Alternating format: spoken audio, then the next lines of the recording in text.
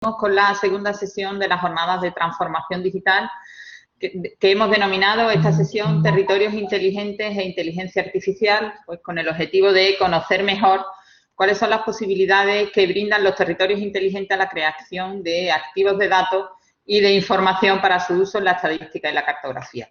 En esta ocasión, la jornada será conducida por Francisco Javier Ariza, que nos acompaña, es agrónomo de formación, catedrático del área de Ingeniería Cartográfica, Geodésica y Fotogrametría de la Universidad de Jaén, es responsable de proyectos de investigación en el ámbito de la ingeniería cartográfica, como desarrollo de software, aplicaciones de inteligencia artificial a la cartografía o teledetección, y ha realizado numerosas aportaciones en materia de estandarización y normalización en el ámbito de la cartografía. Es miembro del Consejo Andaluz de Estadística y Cartografía, en el grupo de expertos de reconocido prestigio, y forma parte del equipo redactor del borrador de proyecto del Plan Estadístico y Cartográfico de Andalucía 21-27, y como digo, va a ser él el que va a conducir esta sesión. Así que, Francisco Javier, cuando quieras. Buenos días a todos. Gracias, Elena, por la presentación. Y bueno, pues en primer lugar agradezco justamente a IECA y a la directora, a Elena, pues la confianza depositada en mí para moderar esta jornada.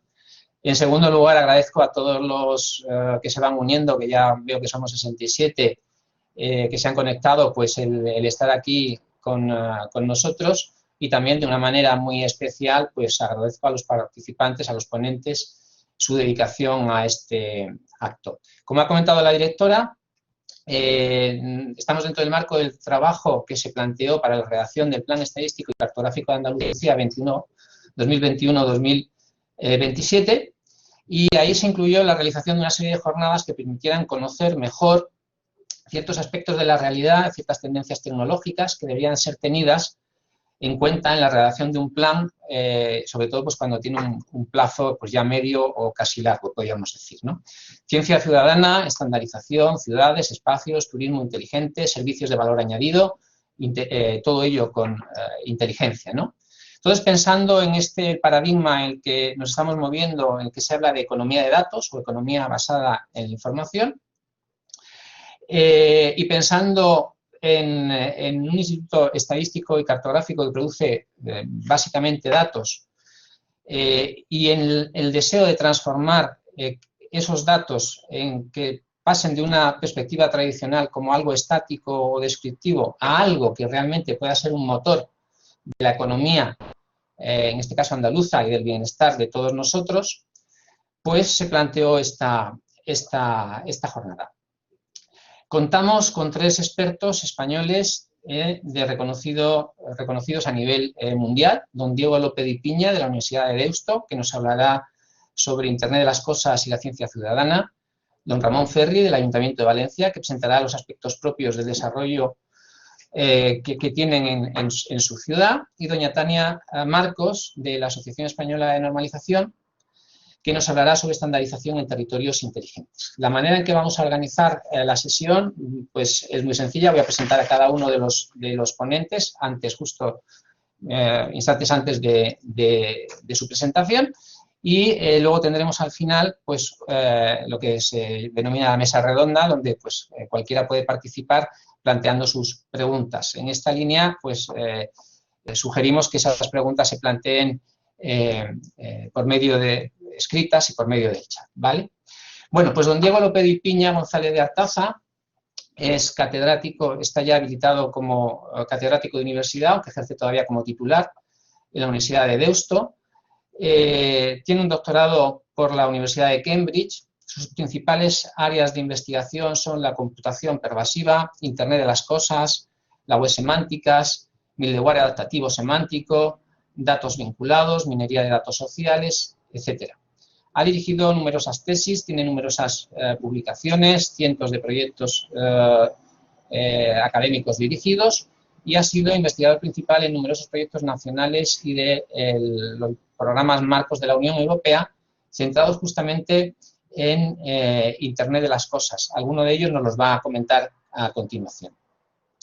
Y sin más, pues le damos la palabra a Diego. Diego, por favor, cuando tú quieras. Muy bien, buenos días a todos. Comparto mi pantalla.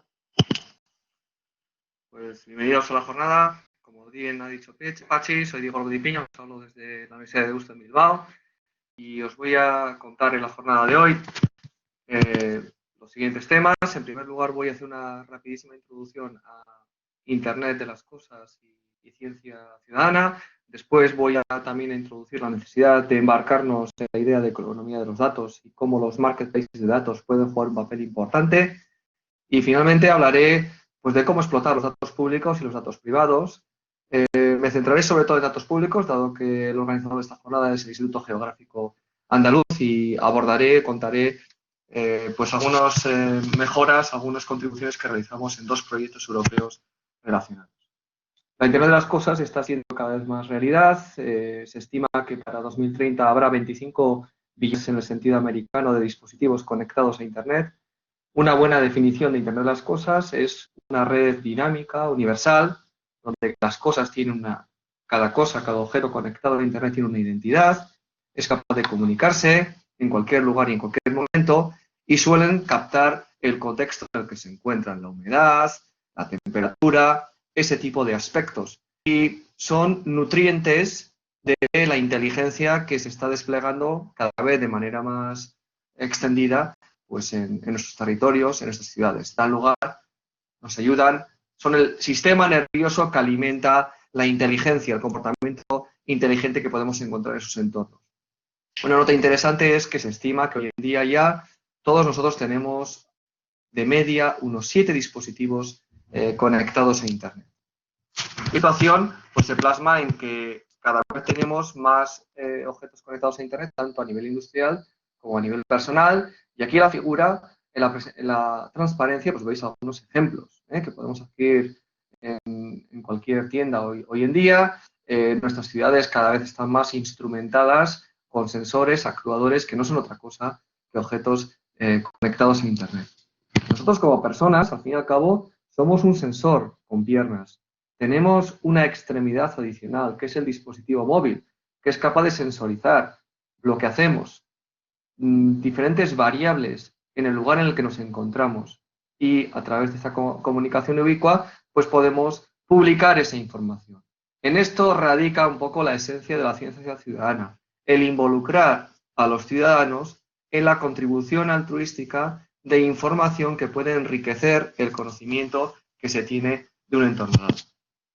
Esta idea de ciencia ciudadana, o utilizar, entre dobles comillas, a los ciudadanos para generar más conocimiento, ha venido siendo desarrollado desde hace muchos años, y particularmente por grandes corporaciones, como por ejemplo es el caso de Google, que primero nos puso el gancho de poder acceder a Google Maps, muy bonitos, muy útiles, podemos encontrar rutas, etcétera, y a cambio lo que hemos hecho es, instalando las aplicaciones de Google Maps y haciendo uso, hemos enriquecido esa información del espacio que ellos tenían. Afortunadamente hay otras iniciativas de índole abierto, como por ejemplo son OpenStreetMaps o OpenAerialMap, que están intentando también crear una radiografía del planeta, crear mapas elaborados sin grandes inversiones en tecnología de mapas. Por supuesto que el Instituto Geográfico Andaluz pues viene desempeñando este trabajo desde hace mucho tiempo, y las administraciones públicas han invertido en material, en información en este respecto de altísima calidad.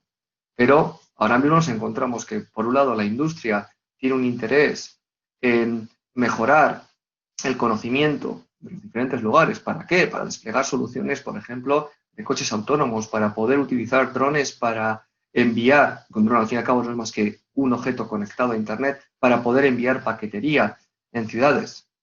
Entonces, bueno, pues vemos estas dos visiones de dos agentes. Por un lado, la iniciativa popular de las personas, proyectos como OpenStreetMaps, y por otro lado, la iniciativa industrial, en la cual sigue persistiendo este grandísimo interés en poder conocer con mayor precisión nuestro planeta y los espacios físicos.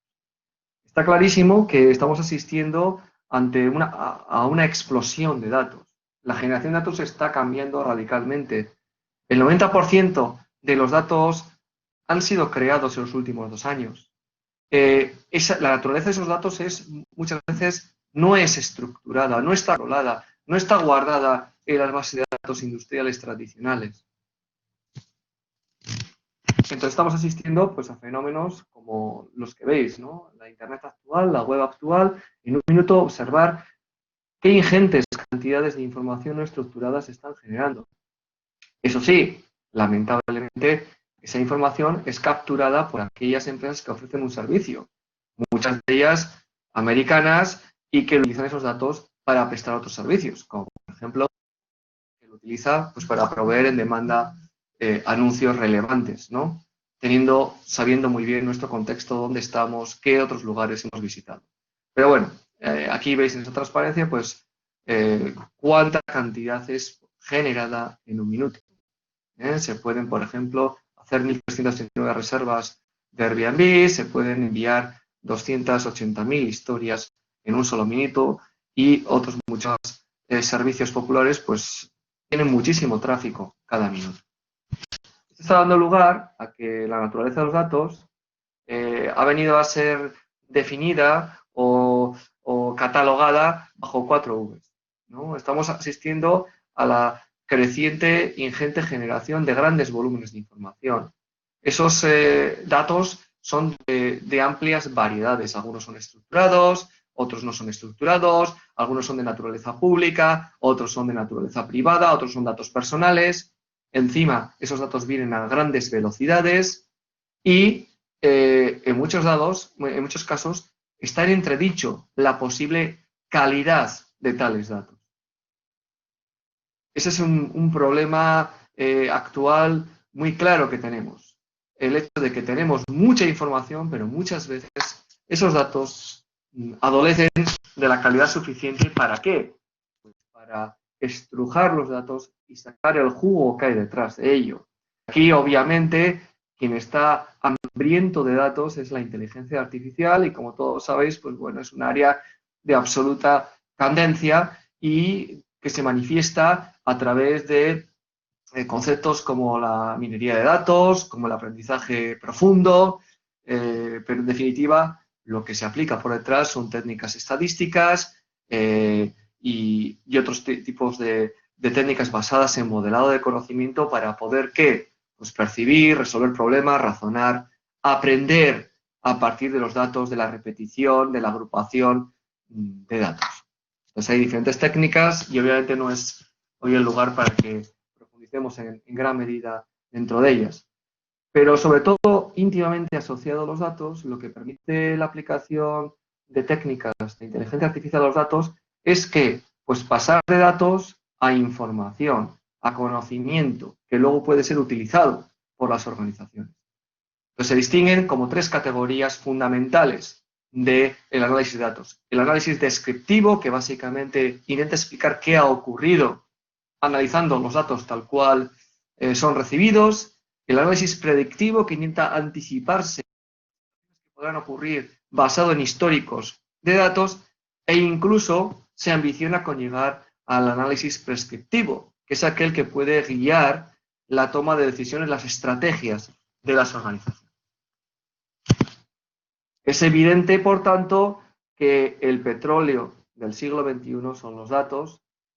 Hay algunos que están haciendo su agosto de manera continuada explotando nuestros datos. Esas son las grandes acciones, sobre todo y lamentablemente de índole de origen americano. Pero Europa tiene una gran oportunidad para explotar los datos, sobre todo de índole industrial. Hay una grandísima preocupación y mucha inversión de la Comisión Europea en intentar que mejoremos la confianza en la compartición de datos, que las industrias se den cuenta de que no solamente producen tornillos, sino que también generan un montón de datos en ese proceso de producir tornillos que podría ser útil para terceros, para ciertas optimizaciones o para su traslación a sus dominios. Entonces, es importante que diferentes agentes confíen, ¿no? Y para eso se pueden crear nuevas legislaciones, se puede trabajar en técnicas para mejorar la calidad de los datos, se puede trabajar en nuevos modelos de negocio que permitan al que produce datos y al que consume datos explotar. Eso explica la irrupción del concepto de los mercados de datos. Todavía en estado incipiente, pero básicamente un marketplace de datos es un intermediario que se encuentra entre aquellos que proveen datos y aquellos que consumen datos. Y quiero asegurar que todas las partes, en este caso, son beneficiadas. Que los datos que ofrece un proveedor de datos son solamente accedidos por un consumidor que ha pagado por su uso y solamente durante el tiempo y en las condiciones en las cuales se ha alcanzado un acuerdo para su compartición e intercambio de datos. Por tanto, esto es un tema de altísima cadencia y hay algunos nuevos agentes, empresas que están configurándose como data marketplaces, pero es un tema que todavía, repito, está en un estado incipiente. Eso explica que la Comisión Europea ha invertido en proyectos europeos que intentan probar este concepto de data marketplaces. En este caso, por ejemplo, yo soy el coordinador de este proyecto llamado European Data Incubator, cuyo propósito es encontrar 100 empresas en Europa que den servicio a estos proveedores de datos que veis en la parte inferior de la transparencia. Proveedores de datos en sectores de retail, en sectores energéticos, en sectores de industria 4.0, en sectores de transporte, alimentación, salud, etc. Y la Unión Europea nos ha dado 5 millones de euros para que los repartamos entre las empresas, haciendo que, como veis, acercando a los proveedores de datos a las empresas que tienen la capacidad, tienen el conocimiento, pero no tienen acceso a los datos, que es la grandísima barrera que tienen los emprendedores, los conocedores de algoritmos, de inteligencia artificial, que quieren ponerlo luego en práctica al servicio de la sociedad y de la industria. Pues en este programa hemos creado una incubadora que hace que las empresas seleccionadas pasen por este proceso de incubación que consiste de 3 fases. Los proveedores de datos facilitan datos y retos que les gustaría resolver y a través de un sistema de open calls seleccionamos empresas a las cuales luego les ofrecemos mentoring, coaching, training, les damos dinero, les damos acceso a los datos y esas empresas devuelven al sistema soluciones que son viables técnicamente y comercialmente y que llegan a los proveedores de datos de vuelta. De esa manera intentamos promocionar la generación de negocios alrededor de Big Data. Entonces, este es el proceso que pone en marcha esta incubadora. A través de un proceso, repito, basado en llamadas a la participación, somos capaces de seleccionar un conjunto de empresas y luego hay un proceso competitivo en el cual vamos filtrando y reduciendo el número de empresas que acaban el proceso de incubación, ya todas ellas con productos viables, con planes de negocio y que tienen fácil encontrar financiación. Este es un ejemplo de los muchos que hemos utilizado hasta ahora. El proyecto va a acabar en junio y en una de las rondas de incubación, hay 3 rondas, pues conseguimos, por ejemplo, acercar una pequeña empresa, en este caso Avesa, con la planta productora de coches Volkswagen Polo de Navarra y resolver un problema de gestión energética gracias a este incubador. Este proyecto continúa en una segunda incubadora que se llama RICH. Aquí en esta segunda incubadora, en la que también participa la Universidad de Deusto, yo soy el coordinador técnico del mismo, lo que estamos intentando es ir un poco más allá. Queremos crear lo que se denomina Data Value Chains. ¿Qué es un Data Value Chain? Básicamente es un flujo de información en el que intervienen varios agentes, donde algunos proporcionan datos, otros proporcionan parte de esa solución de analítica. Y todos este grupo de agentes tienen que llegar a acuerdos de materialización de la solución y también de explotación de la solución. Eso es el esquema o el enfoque que entendemos va a ser una realidad en un futuro muy inmediato. En este caso tenemos 3,5 millones de euros de la Comisión Europea para, de nuevo, promocionar la generación de estos flujos de datos complejos. Y a los asistentes, bueno, os animo que si tenéis contacto con empresas, pues que pueden aplicar a partir de, bueno, desde este lunes abrimos la primera llamada a la participación si visitáis el portal web de RICH Incubator. Bien, pero todo esto, ese trabajo que he comentado, en realidad se está realizando porque yo siempre, desde que hice mi doctorado en Cambridge, añoro o quiero alcanzar esta quimera de entornos inteligentes, donde los datos de diferente naturaleza desempeñan un rol fundamental. Tenemos los datos abiertos que los gobiernos, las instituciones públicas ponen a disposición de las ciudadanas y empresas. Tenemos los datos suministrados por los usuarios hay datos valiosísimos de las empresas que no saben que pueden explotar. Y también están nuestros datos privados, que no tendría que Google y Facebook solamente obtener beneficio de nuestros datos privados. Quizás nosotros mismos deberíamos empezar a poder poner en valor, obtener réditos por ello. Por tanto, es evidente que hay un grandísimo potencial de explotar datos. Resolver este problema es complejo y lo hemos intentado resolver pues, en entornos acotados. Por ejemplo, ¿cómo podemos maximizar la explotación de datos públicos? Para ello diseñamos un proyecto europeo ya ha concluido que se llamaba WeLive, que intentaba pues, romper este cisma que existe entre los datos muy útiles, pero que muchas veces no llegan en forma de información, en forma explotable, en forma asimilable a la ciudadanía. Entonces, la fórmula quizás es crear servicios que permitan a las empresas y a los ciudadanos poder explotar esos datos públicos. Esa es la razón por la que hace 2 años ya concluimos este proyecto europeo que permitía que quería promover la co-creación, es decir, el hecho de que varios agentes, administraciones públicas, industria, ciudadanos finales, colaboraran en la co-ideación de aplicativos, móviles y web que explotaran esos datos públicos y que luego pudieran también de una manera conjunta obtener rédito por él. ¿Vale? Entonces, bueno, creamos una infraestructura que gestionaba el proceso de ideación, el proceso de selección de buenas ideas, asistía a los participantes en la co-creación de tales y luego exponía sus servicios en un marketplace. Entonces, una lección muy importante aprendida en este proyecto es que esto de la co-creación, de la innovación abierta, es muy interesante, pero lamentablemente se suele acabar una vez que el prototipo ha concluido. Es crítico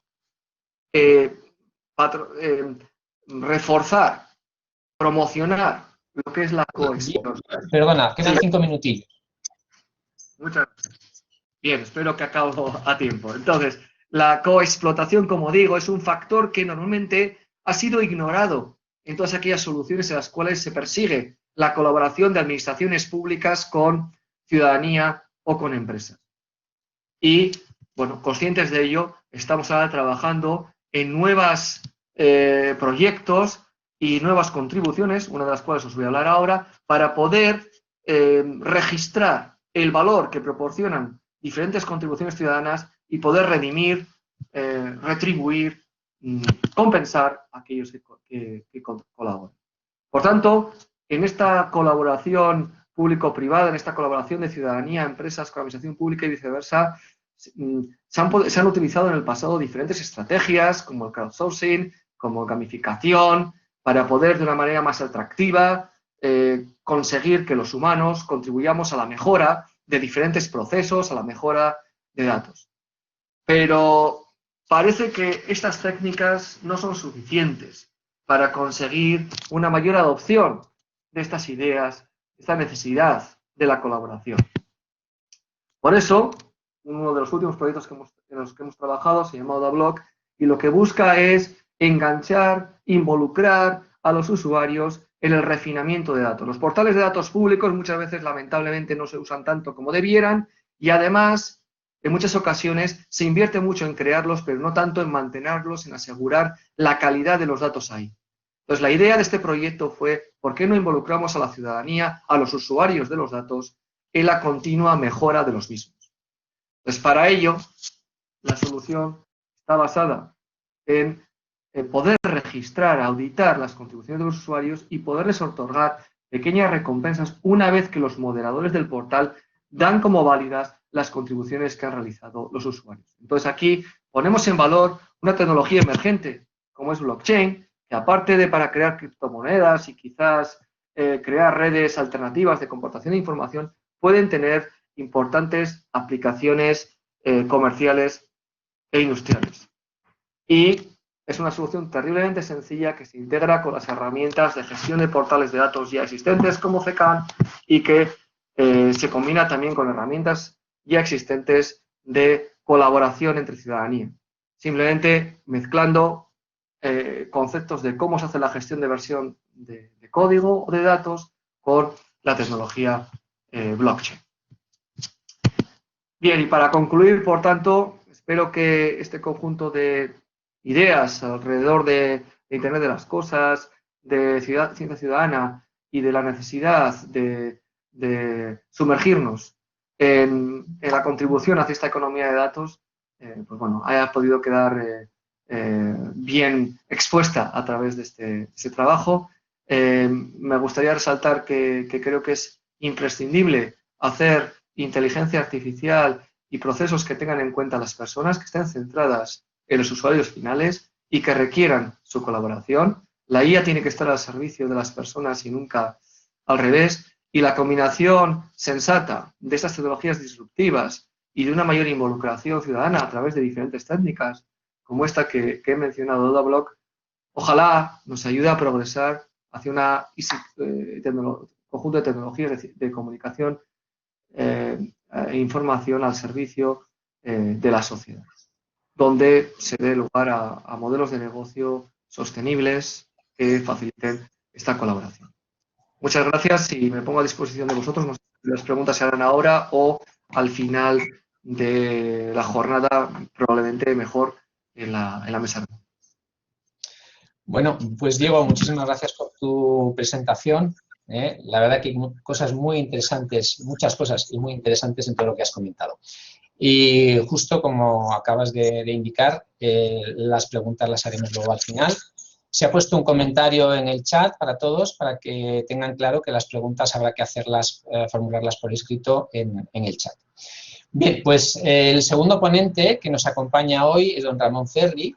Es licenciado en Informática por la Universidad Politécnica de Valencia, máster en Dirección de Proyectos, curso superior de Gestión Pública Local y ha sido ingeniero de proyectos TIC en numerosas empresas. Ha compaginado su labor como analista en proyectos TIC de la Diputación de Valencia y también en la universidad, en el Vicerrectorado de Investigación, Desarrollo e Innovación de la UPV. De 2005 a 2007 fue responsable de la sección de proyectos TIC de la Diputación de Valencia.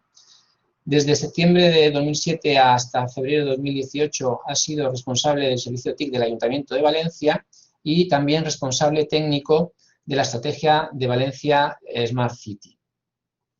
Desde febrero de 2018 es el Smart City Officer, es decir, responsable de la coordinación de la transformación digital en el ámbito de la ciudad inteligente de Valencia.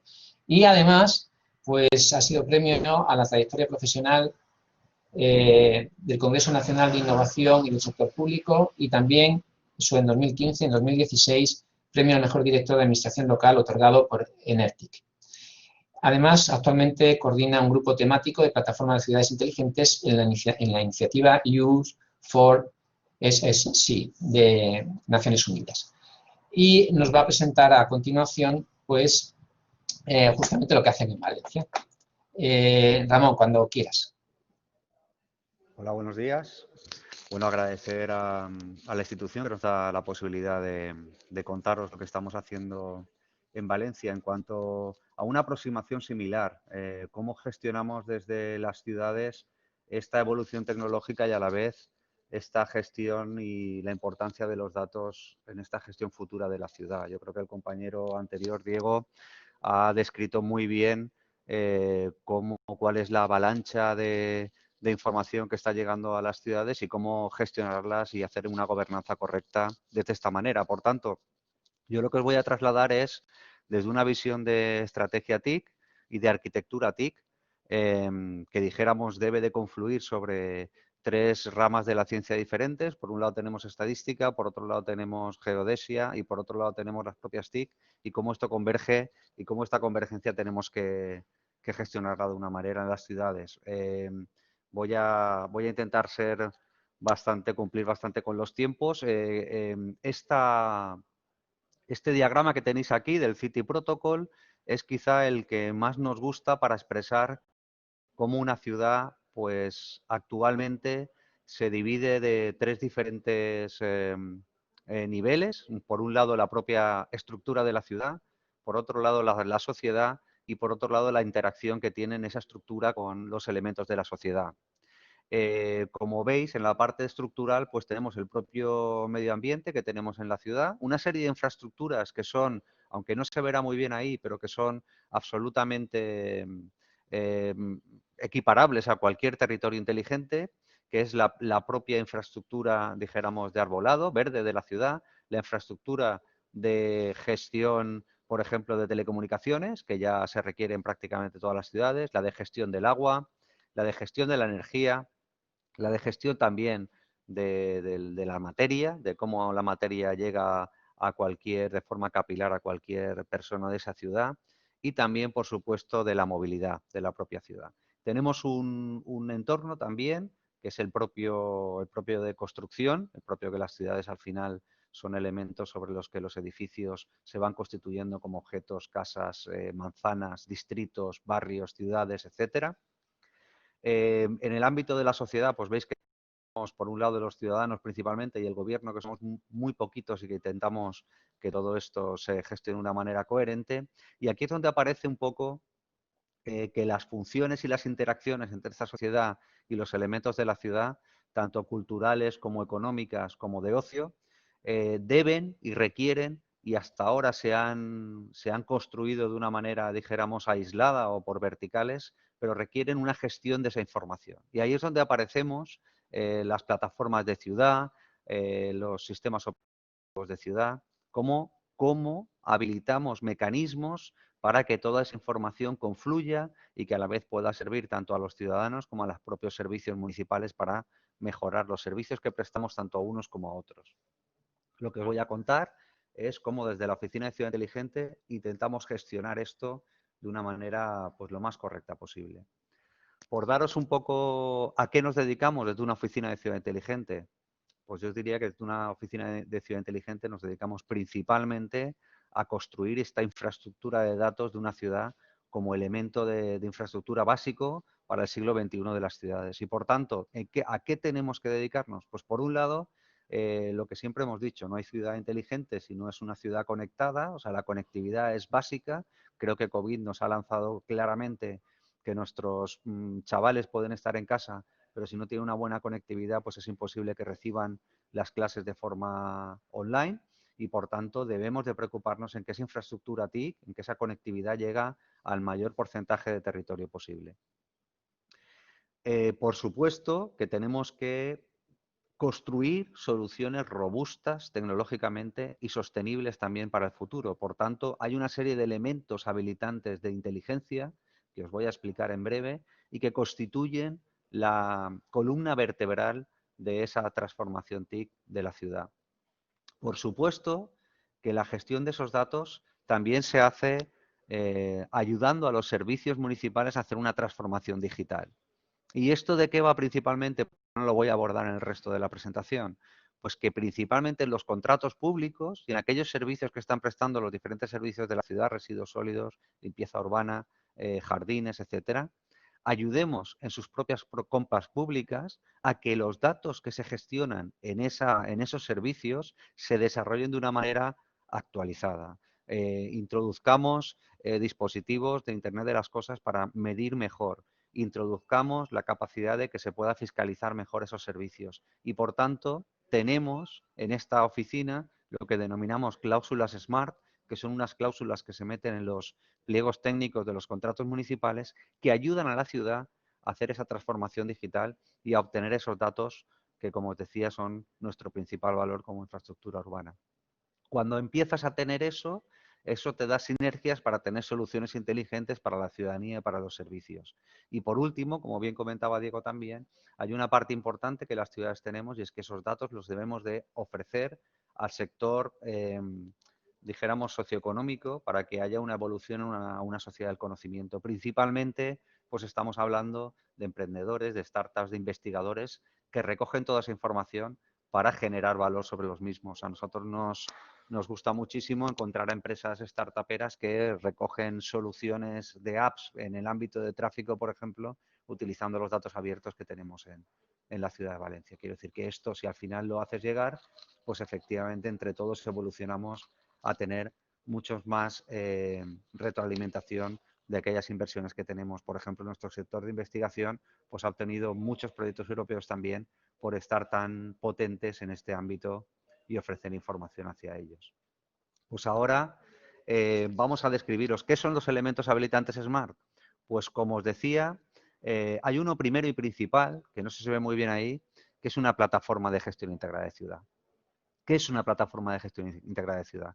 Pues es aquella que nos permite recoger la información que vamos a ir desplegando con los dispositivos, recoger también la información que se gestiona en los propios sistemas de información de la propia ciudad o de la contrata y recoger todo eso en un único repositorio, en un Big Data, y además ser capaz de gestionar los contextos de esa información en tiempo real que se recoge de la ciudad para lanzar triggers, lanzar llamadas, mensajes, en definitiva, relacionar problemas que se tienen en el dominio de la ciudad. Esto se ve claramente con COVID, se ve claramente con temas como turismo y se ve claramente con todos aquellos temas que no están enfocados en un único dominio de la ciudad. Por ejemplo, movilidad. Cada vez más la evolución a una transición de carbono, los propios retos que tenemos en las ciudades, se gestiona a través de soluciones transversales y esa solución transversal requiere soluciones de este tipo.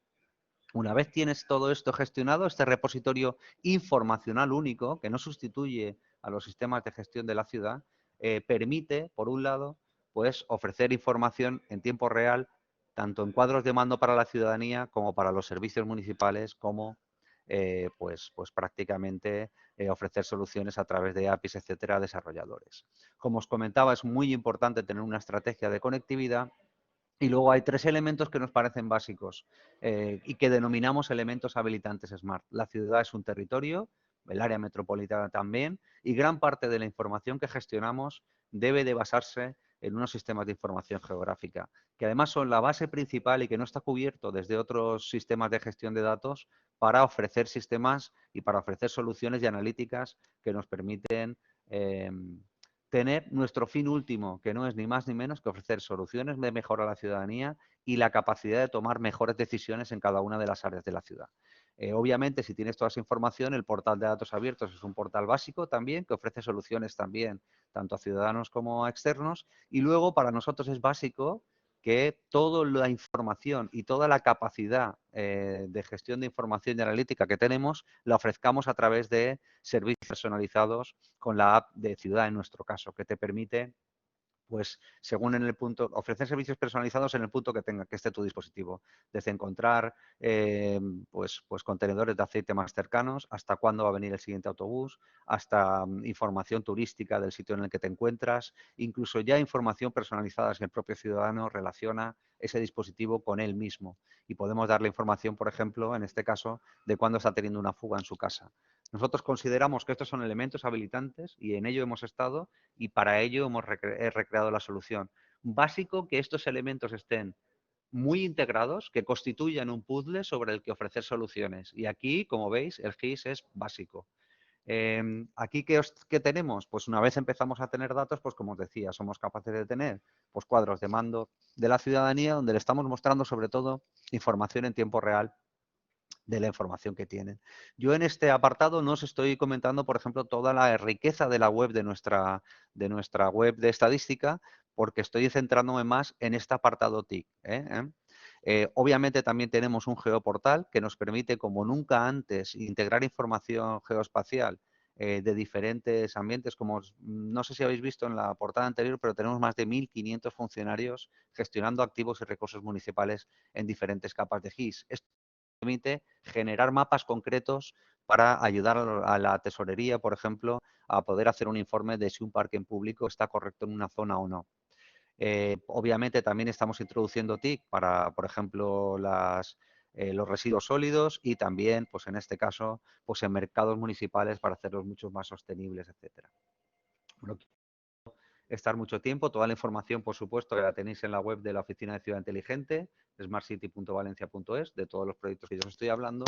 Y también es muy importante que ofrezcamos soluciones inteligentes a los propios servicios municipales. Como os decía, pues desde el cuadro de mando unificado, que nos permite gestionar muchísimos indicadores, sobre todo de de evolución de los ODS y de otro tipo de indicadores que nos permiten certificaciones, por ejemplo, de ciudades sostenibles, etcétera, de ver cómo están evolucionando esos indicadores para cada uno de los servicios municipales. Por supuesto que también toda la información vía cuadros de mando para cada uno de los servicios de cómo gestionar el presupuesto, cuándo es el periodo medio de pago de proveedores, cómo está gestionándose su contratación administrativa y cuántas tareas pendientes tienen para hacer en su sistema de gestión administrativa. Esto es importante, tener tu gestión de expedientes de forma electrónica absoluta para ser capaz de tener toda esta información. Si no lo tienes, obviamente, pocos cuadros de mando puedes hacer. Luego podemos hacer cuadros de mando específicos, por ejemplo, los que hacemos para evaluar la inversión en carril bicis y la repercusión que esta inversión tiene sobre el tráfico motorizado. Y como os decía, y muy importante, somos capaces de desarrollar un montón de servicios de geoportal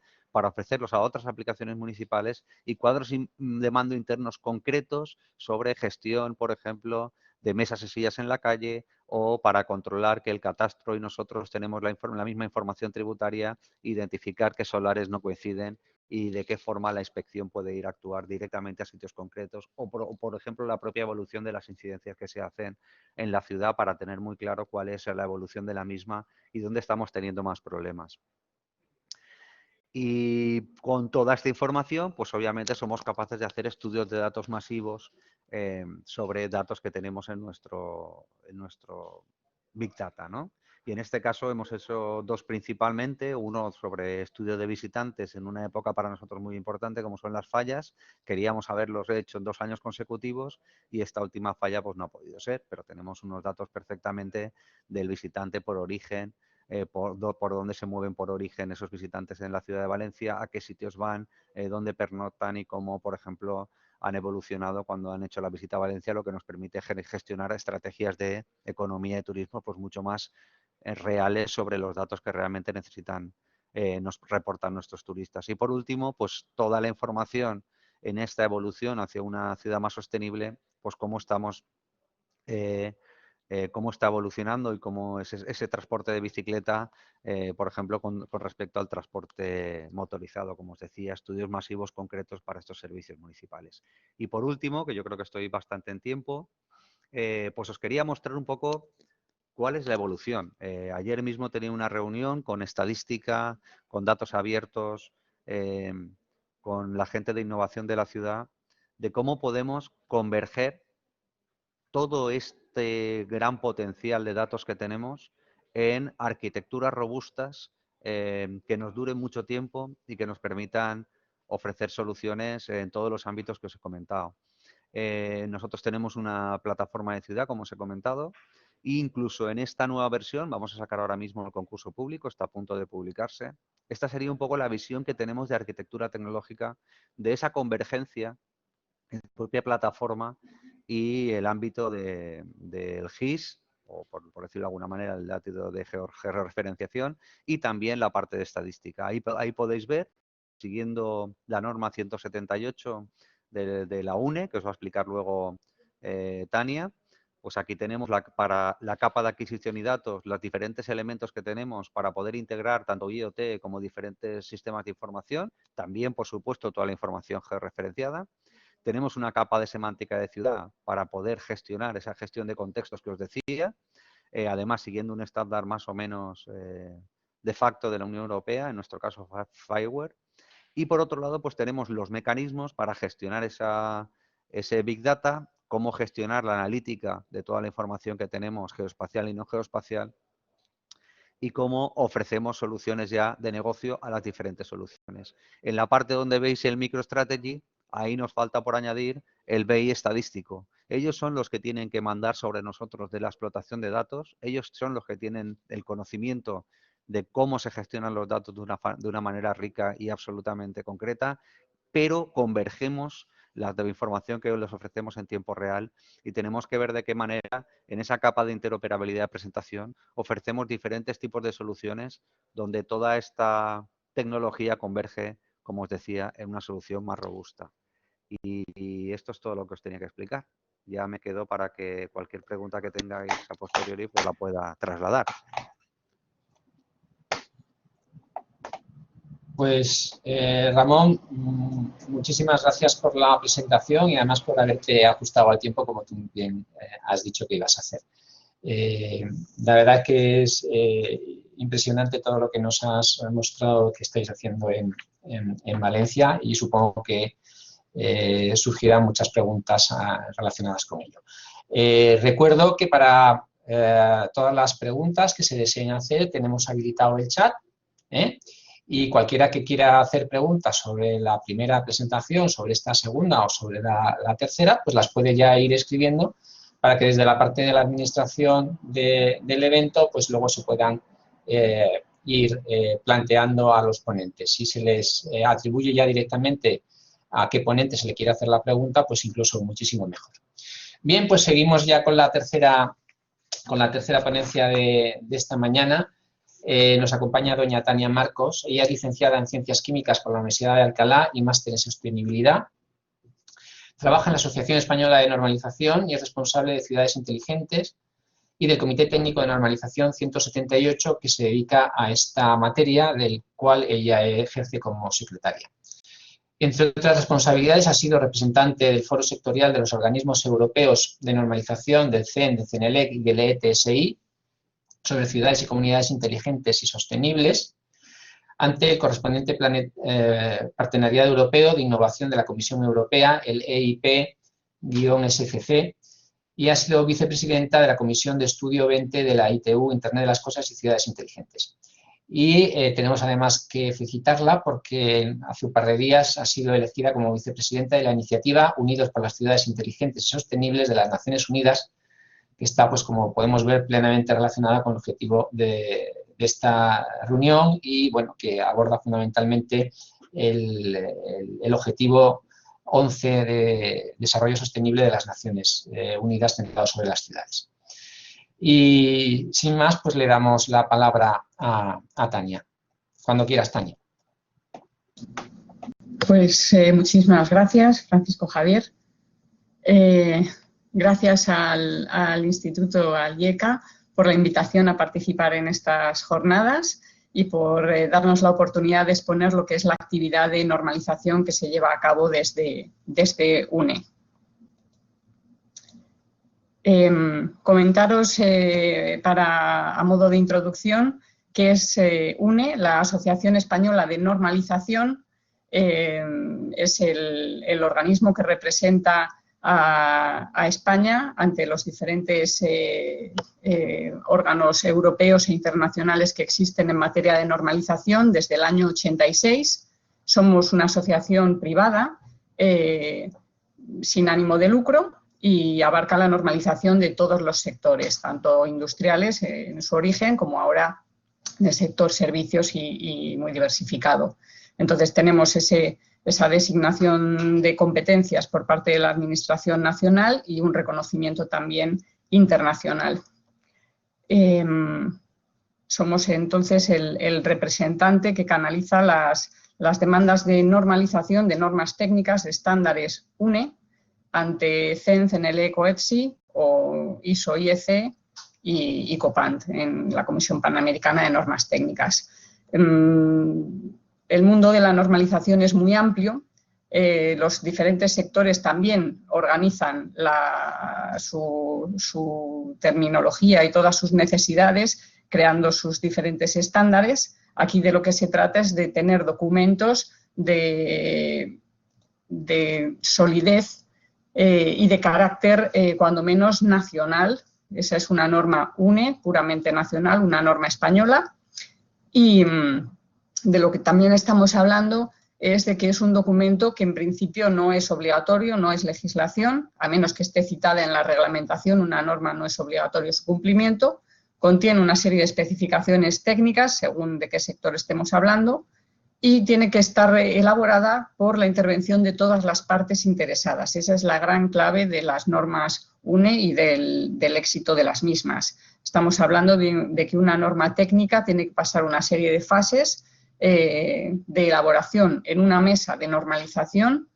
El Comité Técnico de Normalización, el CTN, es el que reúne a todos esos expertos de diferentes sectores para que puedan aportar su conocimiento sobre el tema que se quiere normalizar basado en esa experiencia, a fin de poder establecer en documentos soluciones que ofrezcan esa repetibilidad y reproducibilidad. Es el know-how, nuestro acervo cultural, queda ahí reflejado toda la parte tecnológica, por ejemplo, es una herramienta muy eficaz.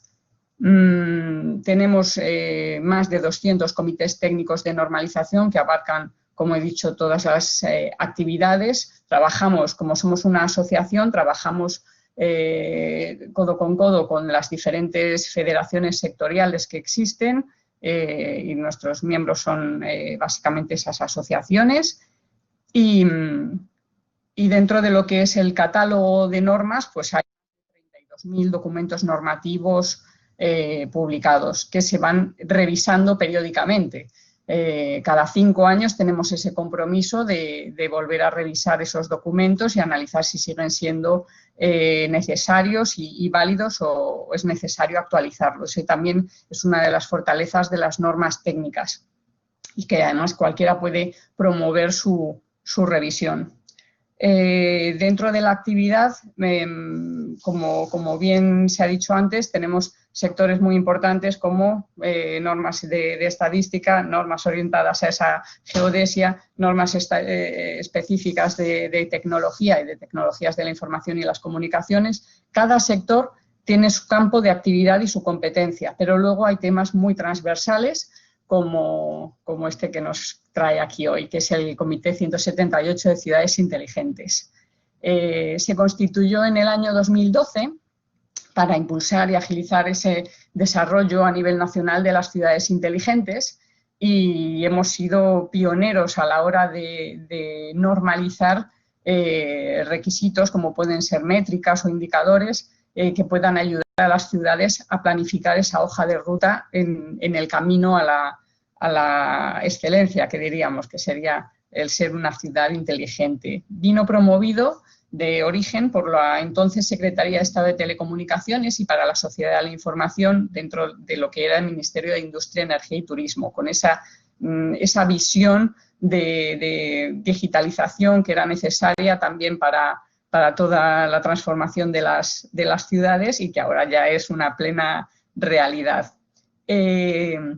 Cuando se elaboró el Plan Nacional de Ciudades Inteligentes, la normalización era uno de los pilares fundamentales, junto con lo que iba a ser el apoyo a la industria nacional para la dinamización y creación también de esos mercados donde pudieran posicionarse las empresas españolas, no solo las grandes tecnológicas conocidas, sino también las pymes o micropymes. Estamos hablando de que el Comité Técnico de Normalización 178, esa mesa, reúne a más de 700 expertos de los diferentes sectores, tanto de la administración pública, la Administración General del Estado, como entidades locales, diputaciones provinciales. Tenemos todo el sector industrial representado y también una fuerte componente del mundo académico con universidades y con diferentes plataformas de divulgación de la información.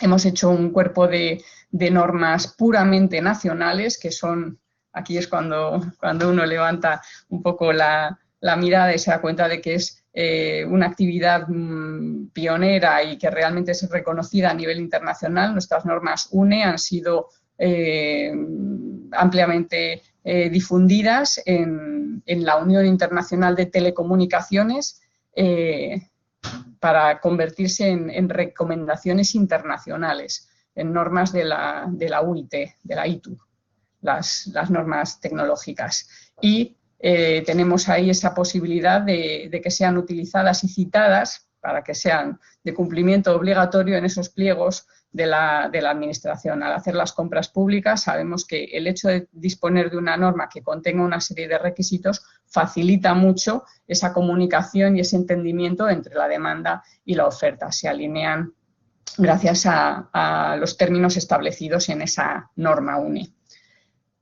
Dicho esto, comentar que dentro del Comité 178 hay una fuerte participación, como he dicho, de la Administración, que es lo que también impulsa no solo que haya expertos de la Administración y que el contenido sea mucho más, esté mucho más reforzado, sino que tenga esa visión según las competencias de cada una de estas ramas de la administración. Estamos hablando de que la ciudad inteligente tiene que conectar entre sí y eliminar todos esos silos de información estanca. Hay que tener una visión transversal y, como bien se ha dicho, el ejemplo de Valencia, se tocan diferentes verticales en los servicios públicos de atención a la ciudadanía que tienen sus diferentes responsables. Pues bien, en las administraciones nos pasa lo mismo, con el añadido de que hay una serie de compromisos como país que se adquieren a nivel internacional, europeo, y que hay que responder. Entonces, lo importante de este comité también es ver que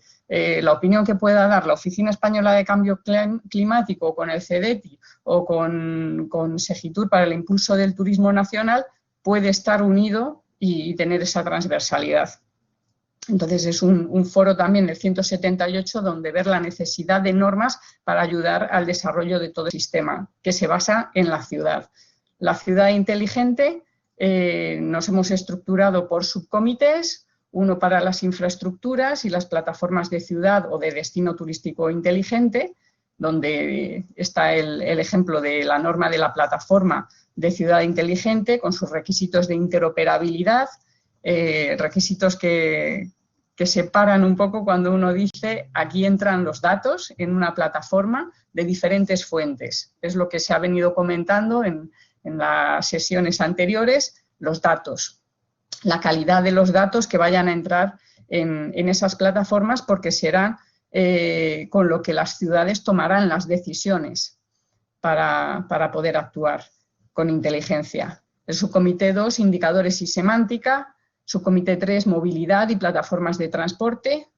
Otro dedicado a la sostenibilidad, como se ha dicho, el tema de la eficiencia energética, el cambio climático están muy presentes también a día de hoy y necesitamos esas fuentes de datos para poder tomar decisiones. Y el campo de los destinos turísticos inteligentes, donde es la mayor industria nacional y es el gran beneficiario de este tipo de normas.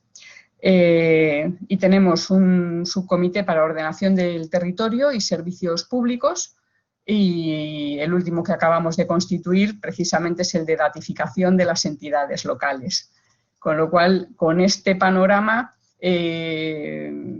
vamos a ser capaces de seguir manteniendo esa posición en la vanguardia de los países en materia de Smart Cities.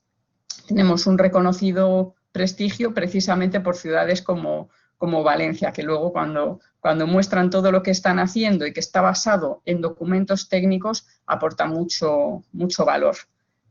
¿Qué más tenemos aquí directamente?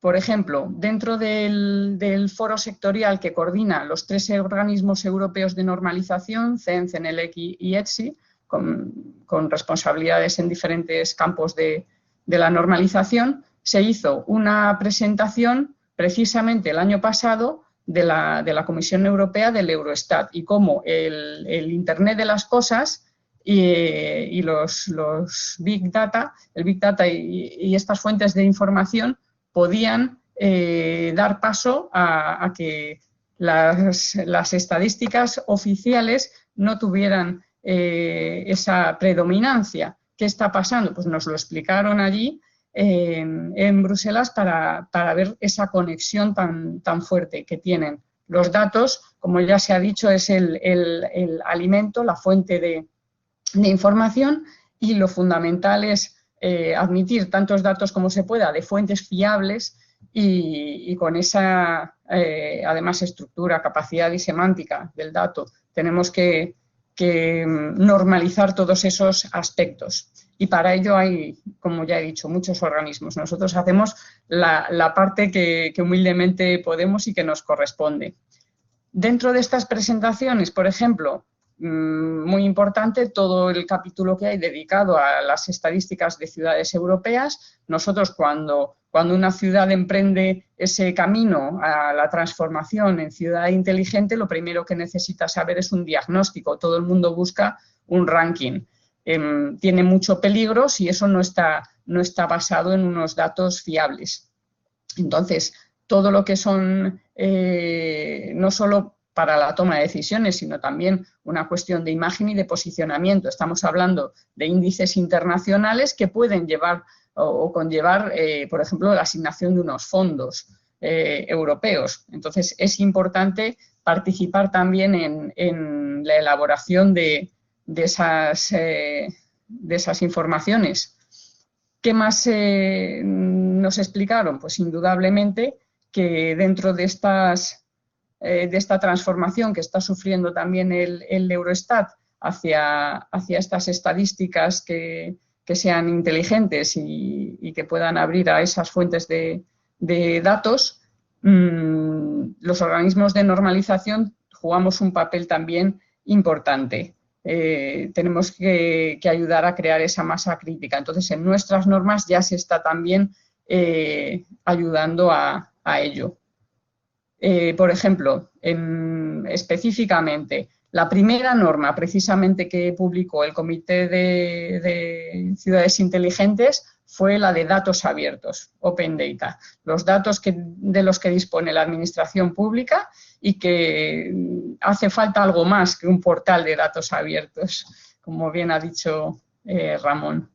El tema de la estadística y cartografía es fundamental en las normas, en muchas normas de UNE. Tania, te quedan 5 minutillos. Perfecto. Entonces, en muchas normas ya hay referencias y hay pues toda la participación, lógicamente, del Instituto Cartográfico Nacional, por ejemplo, con toda la información geográfica digital. Lo importante es que el Comité de Ciudades Inteligentes colabore con esos otros comités para llegar a ese entendimiento. Estamos hablando de sistemas de referencia por coordenadas o sistemas de posicionamiento, pues aprovechar esas normas que ya existen en otros comités para su aplicación en lo que son las ciudades inteligentes. Estamos hablando del edificio inteligente como uno de las claves para poder desarrollar esa actividad. Entonces, bueno, pues esa es la línea de trabajo con estos temas y aplicable, pues por ejemplo, el proyecto de norma de territorios rurales inteligentes, donde todo el tema de catastro es muy importante. Participamos con la Dirección General del Catastro también en el Comité de Normalización. Se ha mencionado la iniciativa Unidos por las Ciudades Inteligentes y Sostenibles. Es una iniciativa de Naciones Unidas, precisamente, como se ha dicho, para el cumplimiento del Objetivo de Desarrollo Sostenible 11, que es hacer de las ciudades pues un lugar seguro, más resilientes, más sostenibles y que sean inclusivas. Estamos hablando de que las ciudades tienen que estar diseñadas para los ciudadanos, ciudades donde querer vivir.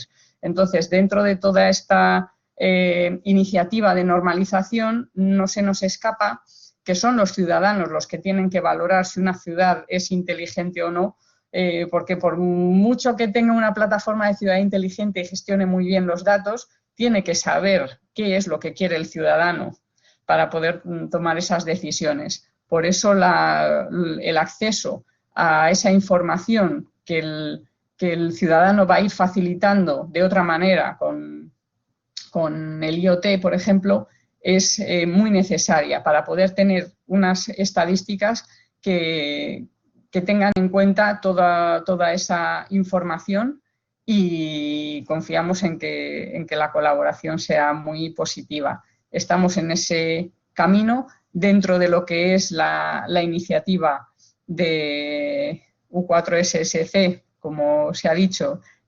Valencia lidera una línea temática en favor del desarrollo de estas plataformas de ciudad, donde los datos es fundamental que estén normalizados y, bueno, pues esperamos que en el margen de un año, medio año, tengamos algún documento con conclusiones, porque es importante que se vea que es a nivel mundial. La experiencia que tienen las ciudades españolas es muy buena. de haber participado en proyectos europeos y esperamos que siga esa línea de colaboración.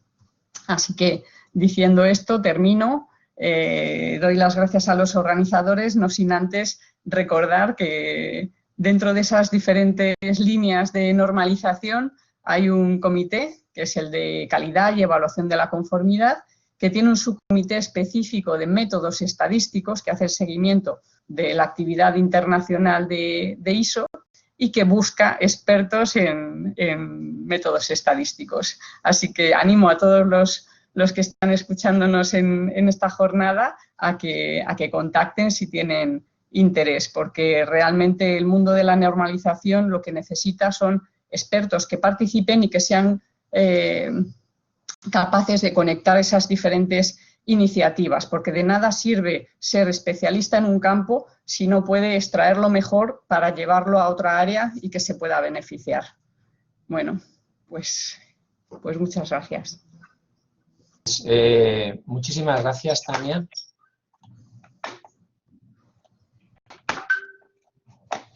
Y bueno, pues vamos a empezar la última parte de la jornada, que es la mesa redonda. Ya hay algunas preguntas que se han planteado al panel de ponentes. También quisiera indicar que, bueno, que los ponentes también pueden preguntarse mutuamente, ¿no? Y bueno, pues nos han preparado aquí desde la administración del evento, pues unas cuantas preguntas que ya han ido recogiendo.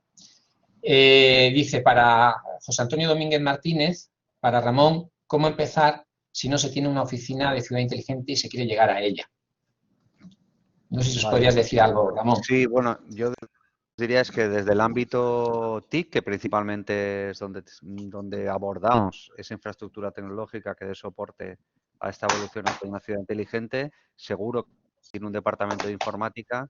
Yo creo que por un lado debería de haber una voluntad de quien lidere la organización de querer estar a la vanguardia de la tecnología para poder ofertar soluciones. Es decir, si esto no lo empezáis a mover, no puede ser que hagáis una inteligencia artificial ni ninguna otra cosa que se parezca, y por tanto yo creo que podría partir desde el departamento de informática, y quizá yo me plantearía, ¿necesitamos un sistema informacional en la organización? Yo diría que sí.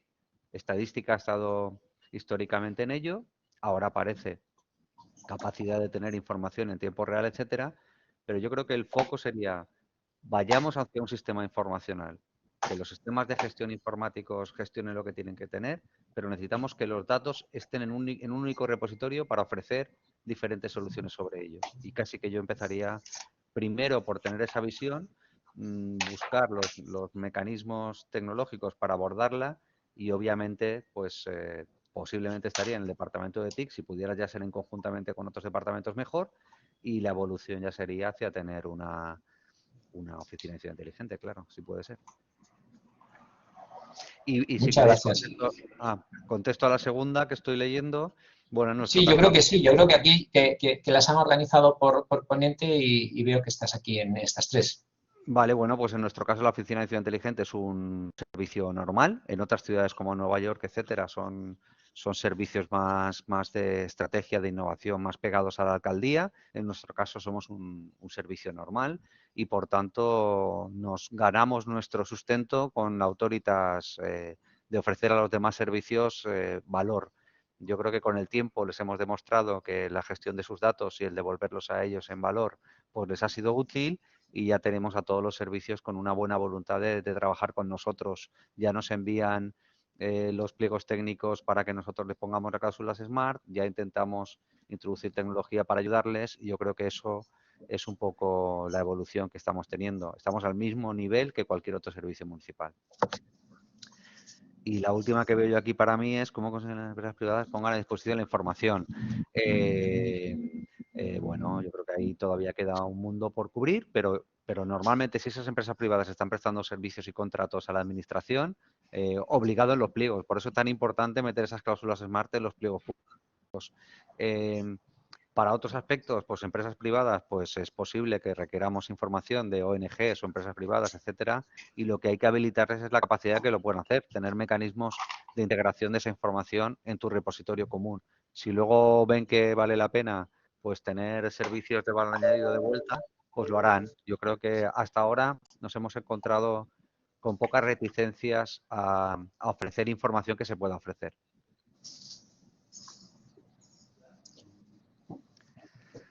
El origen de los turistas en este caso lo obtenemos a través de la operadora de telecomunicaciones, o en nuestro caso hay otras empresas privadas que proporcionan datos como puede ser el BBVA alrededor de lo que gastan. En nuestro caso lo que sí que tenemos es en nuestra plataforma, en nuestro contrato de plataforma tenemos la posibilidad de, tenemos un dinero para, 1, comprar datos, 2, hacer estudios sobre los datos. Y en este caso, en ese caso obtuvimos los datos desde un operador de telefonía, en este caso, que tienen informaciones siempre y en todos los casos, estoy hablando de información anonimizada, pero tienen informaciones básicas de ese dispositivo, de qué país viene, qué edad tiene la persona, qué tal, y a nosotros nos lo ofrecen la información geoposicionada, siempre anonimizando, nunca para una persona concreta, sino para un número de personas. Y obtenemos esta información, como os dijimos, en este caso, para obteniendo los datos a través de este contrato que tenemos en el propio contrato de plataforma. Y ahora ya para Diego. Ramón, antes de pasar la pregunta de Diego, yo quería también preguntarte alguna cosa. Estáis centrados en la ciudad inteligente. ¿Qué hay de la parte rural de Valencia? Me alegra mucho que Tania haya comentado que ya hay una norma o un proyecto de norma sobre territorios rurales inteligentes, pero claro, el término municipal de Valencia no lo conozco cómo será, pero pensando en los que yo conozco por aquí cerca de Andalucía, pues el núcleo principal es indudablemente relevante, es donde más población hay. Las personas tienden a concentrarse en las ciudades, pero el campo también está ahí. ¿Qué nos puedes comentar de esto? Bueno, yo os puedo contar mi visión, O sea, la visión es que todo lo que desarrollamos puede ser utilizado de forma, sobre todo, metropolitana. A ver, es cierto que el ámbito rural tiene otras necesidades que tienen las grandes ciudades, Pues yo lo que sí que os diría es que efectivamente se puede introducir tecnología en el ámbito rural, sobre todo pues para medir control de espacios verdes, control de incendios, etcétera. Sin embargo, pues no parece muy razonable introducir mucha inteligencia en el ámbito de la movilidad en esas zonas rurales, ¿no? Por tanto, yo creo que sin ningún problema. En nuestro caso, lo que sí que vamos a abordar en esta estrategia 2030 de la estrategia urbana de la ciudad es en ampliar el ámbito de nuestras soluciones al ámbito al menos metropolitano.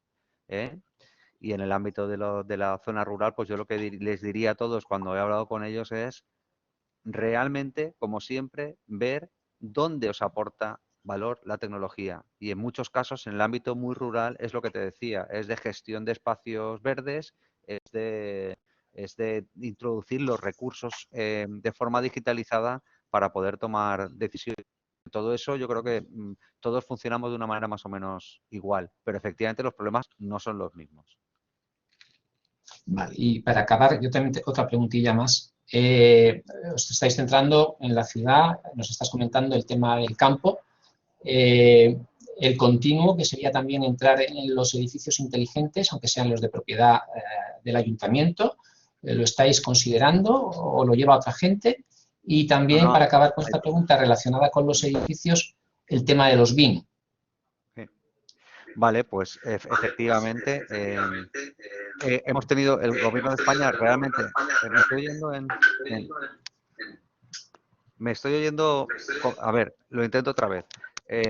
Yo creo que sí que hemos tenido un apoyo muy importante del gobierno español durante años para que las ciudades seamos capaces de desplegar esta tecnología en el entorno de ciudades inteligentes. Han habido varios planes nacionales de ciudad inteligente gestionados por Red.es. Nosotros obtuvimos un primer proyecto en el segundo Plan Nacional de Ciudades Inteligentes que enfocamos al Smart Citizen, enfocamos a cómo introducir dispositivos para mejorar la vida del ciudadano y entonces, por ejemplo, estamos sensorizando muchas plazas de movilidad reducida, de carga y descarga, de contenedores, de alumbrado, etcétera. Estamos introduciendo tecnología para, por un lado, ver pruebas de concepto y, por otro, que nos ha llamado muchísimo la atención, los propios servicios están optando por seguir digitalizando porque les viene muy bien a la hora de, por ejemplo, reducir el número de veces que va un camión a recoger contenedores no del diario, sino de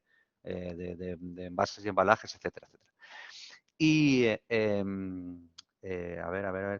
y el otro ámbito es también que en concurrencia competitiva hemos obtenido financiación también del Ministerio para llegar a los edificios inteligentes. Entonces, por un lado, lo que estamos haciendo es vamos a proporcionar conectividad a más de 190 edificios de la propia ciudad que estaban dispersos y no solo vamos a proporcionar esa conectividad, sino que a la vez vamos a proporcionarles sensorética para medir ciertos aspectos de esos edificios. Y obviamente ese proyecto lo vamos a utilizar también para que sea el que nos va a permitir tener una infraestructura BIM en el ayuntamiento para la gestión de esos edificios y de los que puedan venir. O sea, en ese caso lo que vamos a hacer es proporcionar la infraestructura TIC para que nuestros servicios municipales puedan gestionar ese nuevo formato de información como es el BIM, que requiere no solo tecnología, sino toda una serie de procesos por detrás. Nada, Ramón. Bueno, pues continuamos. Inma Gallego para Diego. Sí, pregunta Inma sobre qué tipo de entornos facilitamos a los analistas de datos. Bueno, en los proyectos europeos que he hablado, sobre todo EDI, lo que ofrecemos es un entorno que permite acceder a esos datos privados, propiedad de cierta corporación de una manera controlada. Además, de momento en EDI se ha hecho de manera manual, a través de contratos que tiene que firmar quien usa los datos y quien los ofrece. En el proyecto que continúa Rich estamos intentando automatizar el proceso e instaurar un conjunto de contratos inteligentes que son capaces de asociar no solamente control de acceso, sino condiciones temporales de cuándo, cómo, etcétera, se acceden a los datos. Respecto al tipo de empresas, porque no sé exactamente qué es lo que se quiere preguntar con el tema de perfil de analista de datos, respecto a las empresas que han participado en el programa, pues hemos tenido dos tipos de empresas. Aquellas que tienen mucho conocimiento en un cierto dominio y que quieren subirse al tren de Big Data y que tienen cierta gente que tiene conocimiento al menos inicial en temas de ciencia de datos y de Big Data. Nosotros les formamos en estos programas, tanto en herramientas como en técnicas. Y luego, el otro perfil importante de gente que llega al programa, de empresas que llegan, son aquellas que saben muchísimo de ciencia de datos, pero no tienen acceso a datos, no tienen acceso a tales datos. Y además también adolecen de capacidad para desarrollar negocios, para no solamente hacer soluciones viables técnicamente, sino que encima luego subsista. Porque en nuestros programas reciben hasta 100.000 euros cada empresa, que se puede alimentar durante un año, pero claro, después la gran misión de todos estos programas es asegurar que mejoramos el tejido de empresas que participan en la economía de los datos. Entonces, bueno, espero que haya respondido a la pregunta de Inma.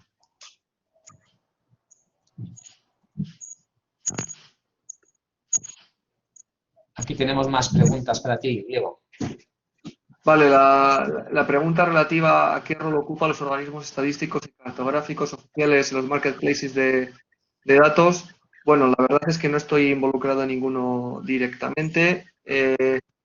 Casi todos los que conozco son más de índole industrial privado, pero desde luego que sería fundamental el poder orquestar, el poder promocionar estos datos valiosísimos que tienen un montón de organizaciones que bastante tienen con curar y preparar tales datos. Entonces, desde luego que hay una necesidad, no soy consciente de que ahora mismo haya ningún soporte de marketplace español de datos públicos, por ejemplo. No me consta que existe. Sí que existen portales agregadores de datos públicos como el Open European Data Portal, que sí que hace una labor de diseminación importante. Sí, eso es más o menos lo que puedo decir relativo a esto. En las incubadoras en las que yo participo, para acabar, sí que intentamos documentar fuentes de datos complementarias a las que ofrecen las industrias que presentan un reto, ¿no? Siempre animamos a la reutilización de datos públicos. Diego, creo que la siguiente pregunta también va para ti, la de Aurora. Vale. Bien, en el tema de los proyectos que yo coordino, donde yo participo, lo que exigimos es que aquel que comparte datos tiene que seguir un proceso, un checklist de diferentes verificaciones para contrastar que los datos personales, la privacidad, no se filtra. La identificación de personas tampoco se filtra en tales datos. Entonces, bueno, pues sí, es muy importante. Y en el caso del proyecto EDI, pues es un proceso más manual.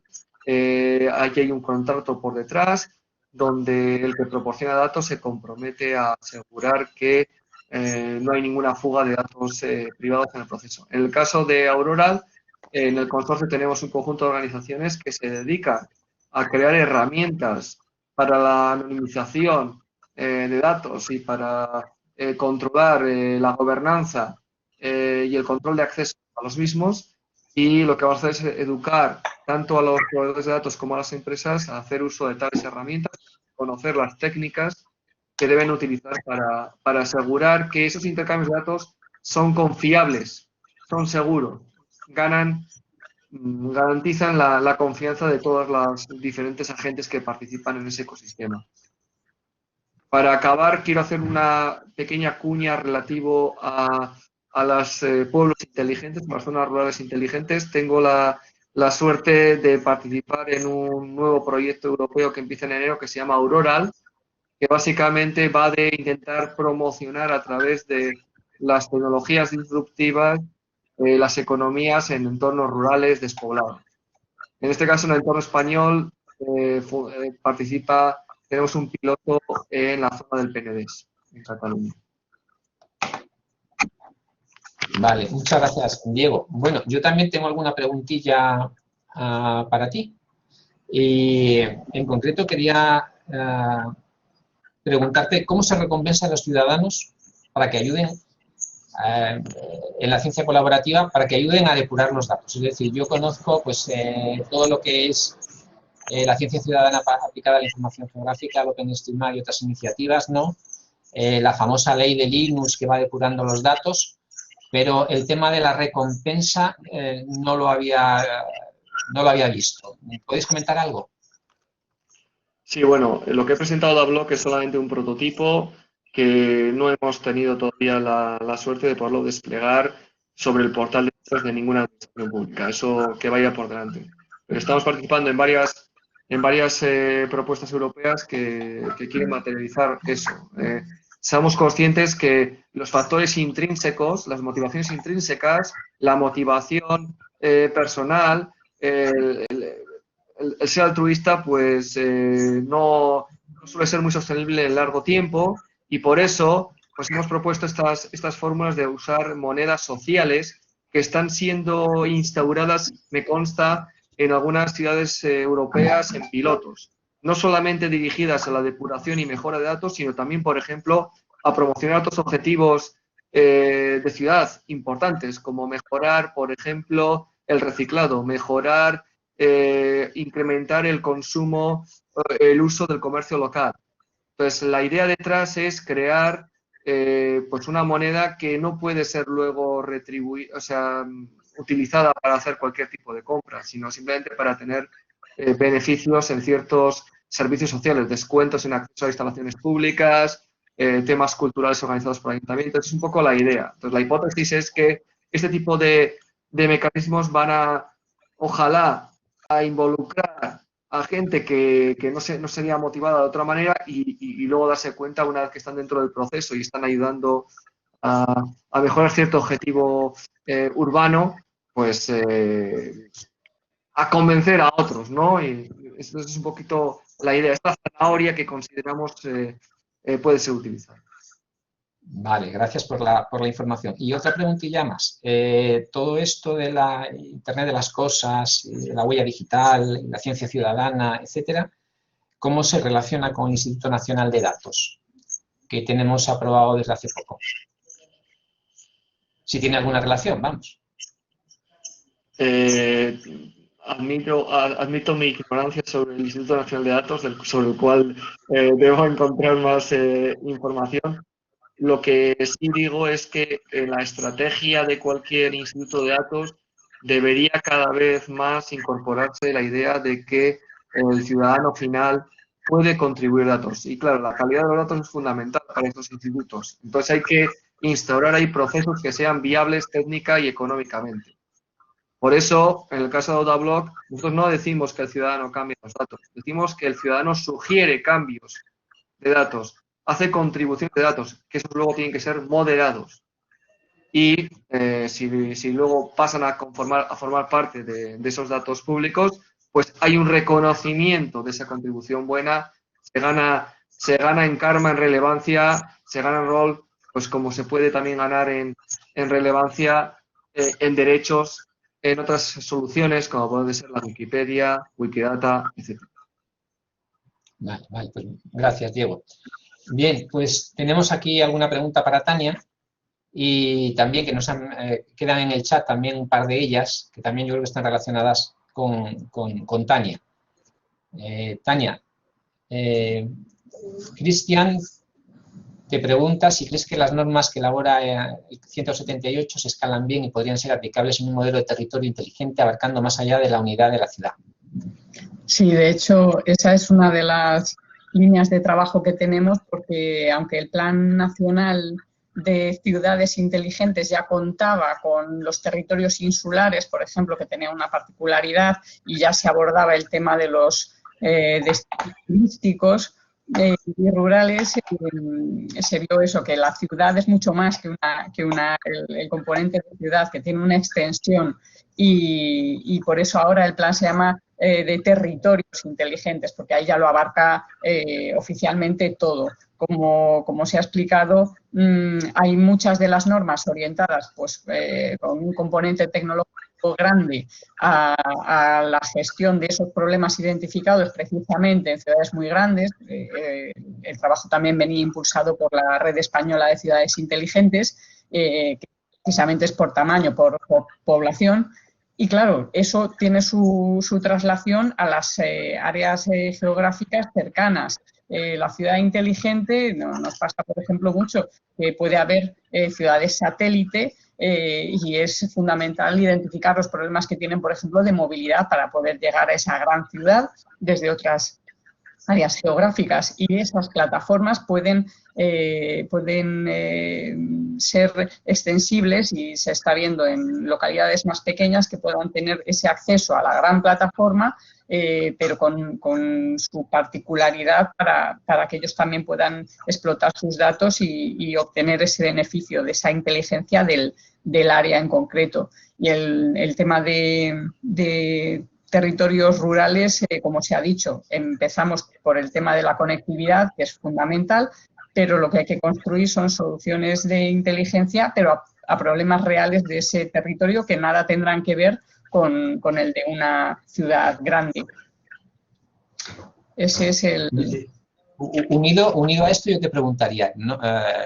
¿Os habéis planteado en el comité cambiar el nombre y pasar a llamaros territorios inteligentes? Lo digo porque justamente es un poco, conociendo que las normas suelen estar muy bien enfocadas, si queréis ampliar el ámbito, ¿no? Pues a lo mejor habría que cambiarle el título. ¿O es competencia de otro? No lo sé. Lo que pasa es que el comité se llama Ciudades Inteligentes porque de origen era el plan de ciudades inteligentes. Lo que fue bastante inteligentes al elaborar una norma que es la definición de qué es una ciudad inteligente.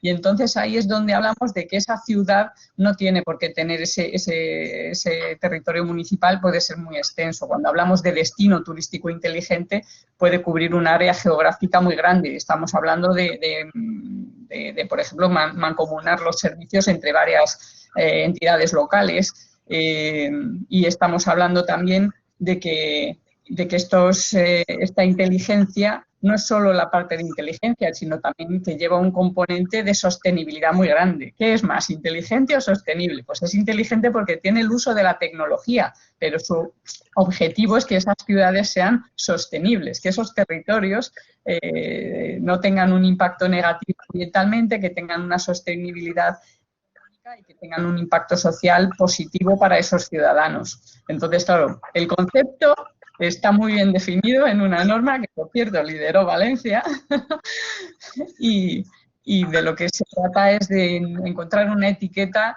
lo suficientemente generalista.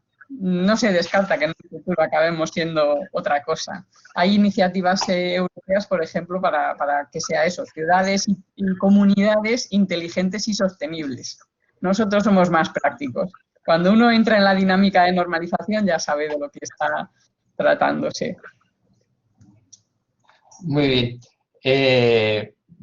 Bueno, pues tienes también aquí otra preguntilla de Marina Enguidanos que dice ¿qué norma UNE debería cumplir la georreferenciación de presas en el territorio?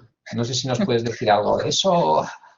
Bueno, lo primero es que tenemos un servicio de consultas, por supuesto, que como organismo de normalización se pueden dirigir consultas a través de nuestra página web y según el tema que sea, la respuesta es prácticamente inmediata, de catálogo, por ejemplo, si existen normas de algún sector que hacen búsquedas y demás. Para este tema en concreto, decir que hay todo un comité, que es el Comité 148 de Información Geográfica Digital, que ellos son los responsables de las normas nacionales e internacionales, por ejemplo, de gestión orientada a los sistemas de referencia por coordenadas, por ejemplo, que es la fuente fundamental. Lo que he mencionado, los servicios de posicionamiento, todo eso está perfectamente normalizado. ¿De qué estamos hablando? De georreferenciar edificios, por ejemplo. Se está haciendo esas normas. Hemos hecho a nivel internacional la norma del edificio inteligente y sostenible y nosotros tenemos a nivel nacional edificio inteligente como nodo de IoT que da datos a la ciudad, intercambia datos con la ciudad inteligente y ahí de lo que estamos hablando es de ese posicionamiento y geografía, pero también decir que no hay nada nuevo. Por ejemplo, cuando uno tiene que dar, se me ocurre, no tiene nada que ver, pero los centros técnicos de tacógrafos necesitan dar un dato de posicionamiento vía satélite cada vez que hacen una intervención en un tacógrafo inteligente. Pues eso lo especifica el reglamento europeo, indica cómo tiene que ser esa posición, ese posicionamiento, los requisitos mínimos. No existe una norma que te diga exactamente cómo tienes que hacerlo, vas a que sea suficiente y práctico. Hay también la normalización, lo importante es que ofrezca soluciones que no sean tampoco gravosas para los usuarios. Si tenemos que pedir un certificado para demostrar, pues por ejemplo, con muchísima precisión, ¿es realmente necesaria esa precisión? Pues con el edificio inteligente entendemos que sí, con el ITS, todo lo que es, por ejemplo, los datos para los sistemas de transporte inteligente, pues el coche que está en movimiento tiene que dar datos y tiene que frenar solo gracias a esa inteligencia artificial, tiene que estar perfectísimamente georreferenciado y ahí hay normas muy, muy precisas. Entonces, también todo esto hay que discutirlo en los comités técnicos y luego, evidentemente, que la norma se haga de carácter obligatorio o de referencia para ese sector.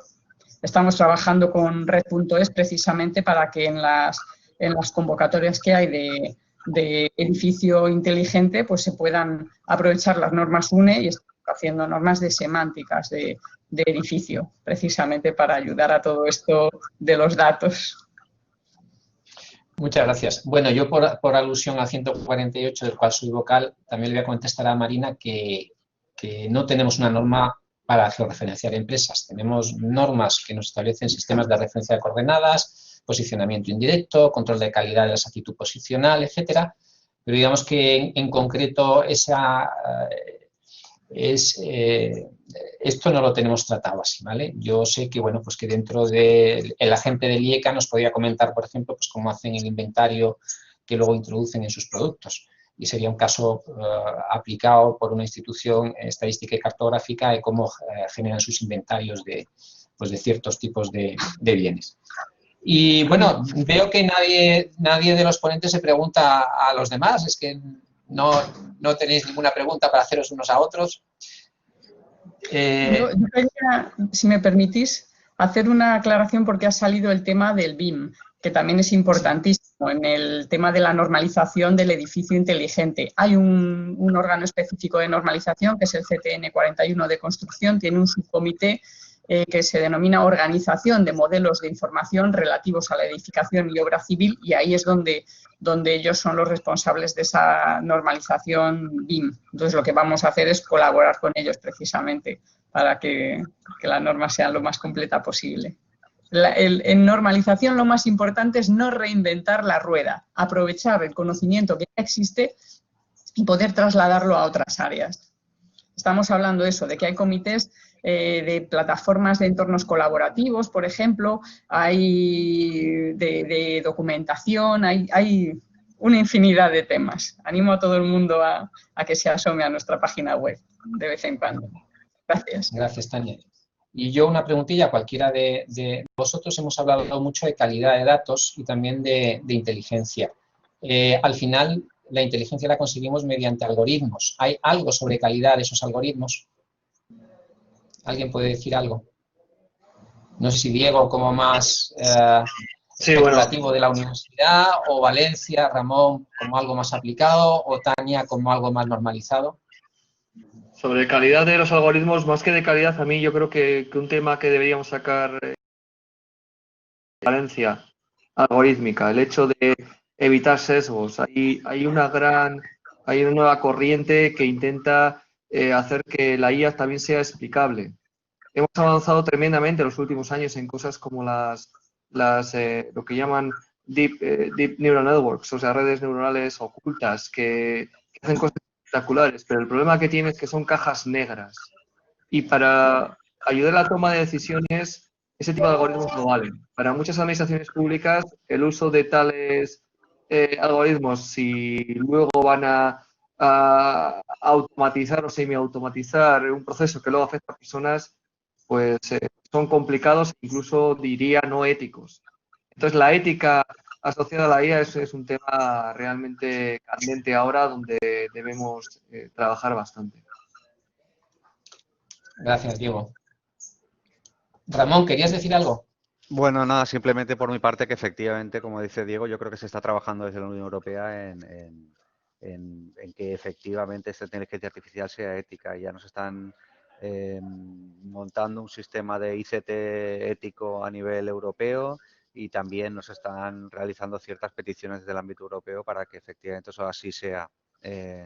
Y yo creo que es como tiene que ser y yo creo que el ciudadano europeo puede estar muy tranquilo de su privacidad porque hay muchas instituciones velando por la misma, que creo que no es el caso en nuestro ámbito geoestratégico a la izquierda y a la derecha de nosotros.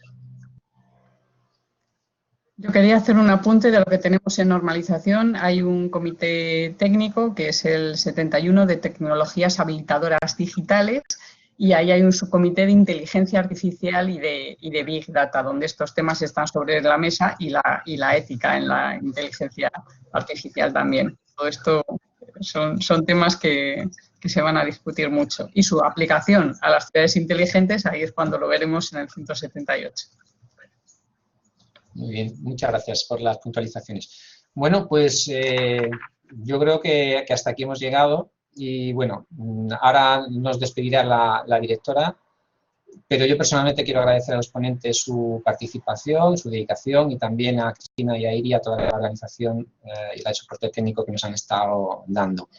Elena, lo dejo en tus manos. Muy bien.